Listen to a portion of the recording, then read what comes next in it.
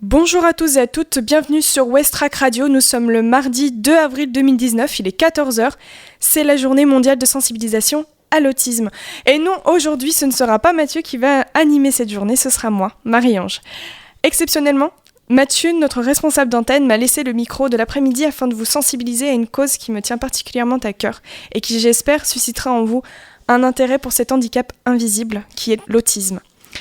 Je vous ai donc concocté pour cet après-midi des interventions de psychologues, représentants d'associations, coachs sportifs qui aident les autistes à s'intégrer à la société et bien sûr les stars de ce jour, si je puis dire, les autistes eux-mêmes et leurs proches. Et enfin des musiques faites par ou pour des personnes avec TSA, troubles du spectre autistique. On va pas vous laisser comme ça, on va vous expliquer tous les termes en lien avec l'autisme.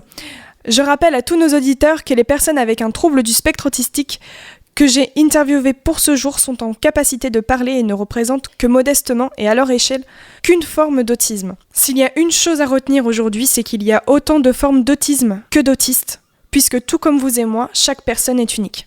Sabine Sauprier, psychologue du développement, nous fait l'honneur d'ouvrir cette journée mondiale de sensibilisation à l'autisme sur Westrack. Bonjour Sabine. Bonjour. Nous nous rencontrons aujourd'hui dans le cadre de la journée mondiale de sensibilisation à l'autisme.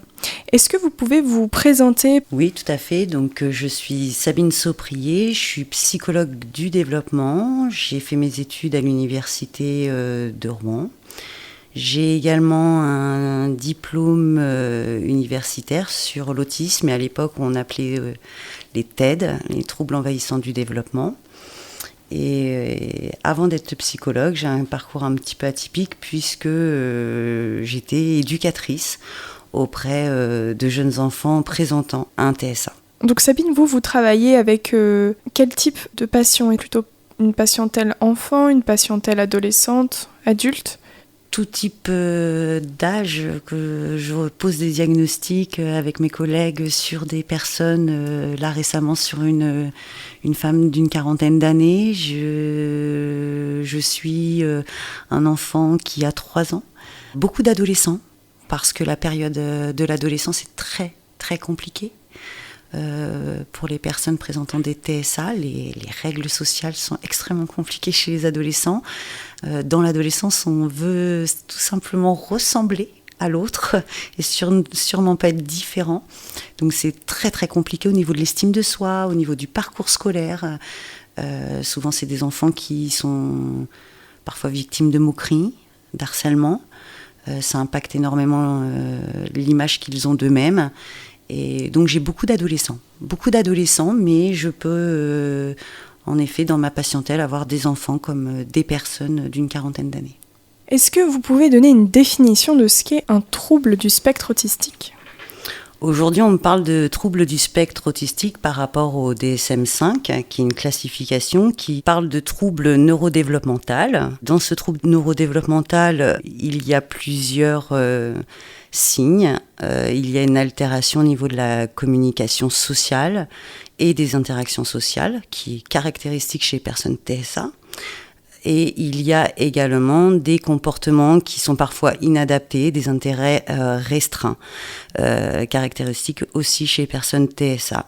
Toutefois, une personne TSA peut montrer un profil complètement différent par rapport à une autre personne TSA. Ça va dépendre énormément de la sévérité des troubles et de l'impact de leurs difficultés sur les différents domaines du quotidien, la scolarité, le travail, la vie familiale, l'autonomie. Ça impacte énormément de domaines et cet impact il diffère d'un patient à l'autre. Donc ce que vous êtes en train de dire, c'est qu'un patient peut très bien avoir de grandes compétences en un domaine et avoir très peu de connaissances pour quelque chose qui peut être très banal. Tout à fait, il peut être en grande difficulté sur son autonomie personnelle, mais avoir de grandes connaissances théoriques sur la Grèce antique ou encore sur tout ce qui est fonctionnement web. Mais également le trouble de la communication sociale, ça peut être également un enfant qui ne va pas communiquer, qui ne va pas oser aller vers les autres, ou au contraire, un enfant qui va aller trop vers les autres et que ça sera un peu inadapté parce qu'il ne respectera pas les distances sociales, il ne respectera pas le tour de parole, il coupera la parole, il parlera peut-être fort, d'autres parleront tout bas ou auront tendance plutôt à chuchoter. Les profils sont très très distincts. Dans la communication sociale, on a tout ce qui est gestion des émotions, qui est très compliqué pour eux. Je n'ai pas parlé non plus juste avant des difficultés en hypo et hyper sensibilité. Certains vont sembler complètement insensibles à des températures ou une douleur. D'autres vont être hypersensibles à des lumières, ce qui peut générer du coup une anxiété, un stress qui nous, neurotypiques, nous paraît complètement anodin et qui va créer un stress tellement important que ça va pouvoir générer une crise incompréhensible pour nous. Vous avez dit neurotypique, alors qu'est-ce que ça veut dire ? Neurotypique, c'est le terme régulièrement utilisé lorsqu'on parle d'autisme pour parler des gens qui sont non-autistes. D'accord. À l'échelle de la France, comment ça se passe pour quelqu'un qui n'a pas été diagnostiqué de se faire diagnostiquer ? Je ne vais pas vous mentir, c'est un parcours du combattant. En France, on a du retard, énormément de retard. Au niveau des formations, au niveau de la prise en charge des personnes autistes, des diagnostics. On a des personnes formées, on a des personnes sensibilisées à l'autisme qui restent très peu nombreuses. Donc les listes d'attente sont très très importantes. Parfois c'est 1 an, 2 ans, parfois 3, pour pouvoir accéder à un début de parcours diagnostique avec des professionnels sensibilisés ou compétents. Donc comment ça va se traduire pour quelqu'un qui fait donc toutes les démarches ? Le jour où il commence à enfin avoir accès à ce début de diagnostic, quelles sont les étapes ?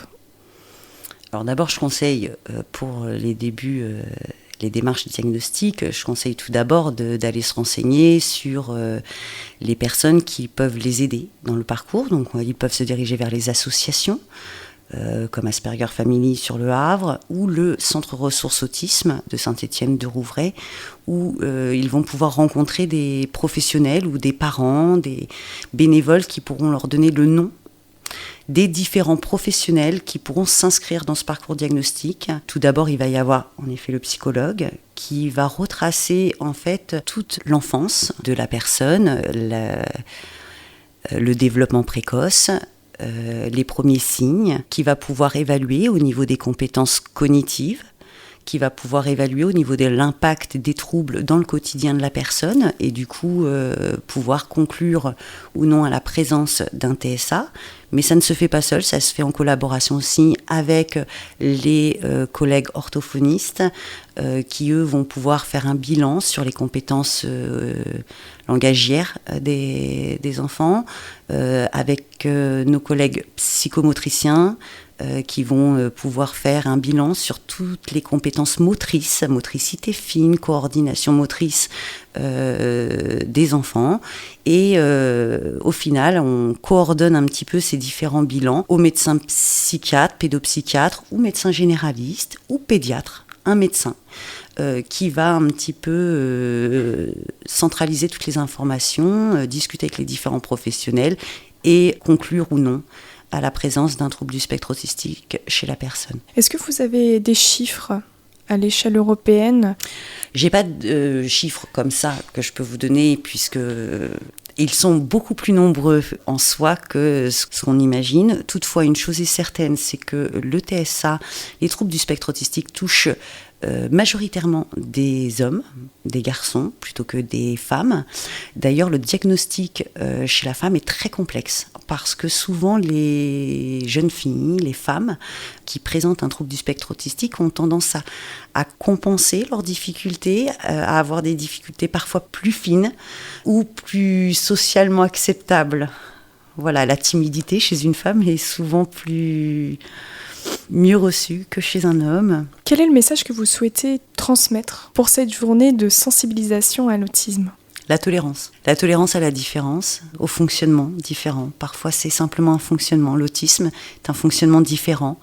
Et je pense qu'on travaille et qu'on accompagne beaucoup les personnes avec autisme, avec un TSA, en leur demandant de faire des efforts d'intégration, d'inclusion, mais c'est ça, il faut les inclure, c'est à nous aussi de venir vers eux, de s'adapter, d'accepter que l'autre ne fonctionne pas comme nous, que l'autre ne va peut-être pas nous regarder pour parler, mais même s'il ne nous regarde pas, il peut être tout à fait intéressant et il peut être tout à fait enrichissant d'échanger avec cette personne, et peut-être la tolérance, vraiment, la tolérance.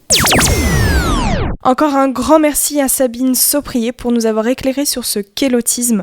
Nous allons maintenant écouter un morceau de l'artiste Gary Numan, qui est un grand nom de la musique électro-anglaise et qui fut diagnostiqué autiste Asperger.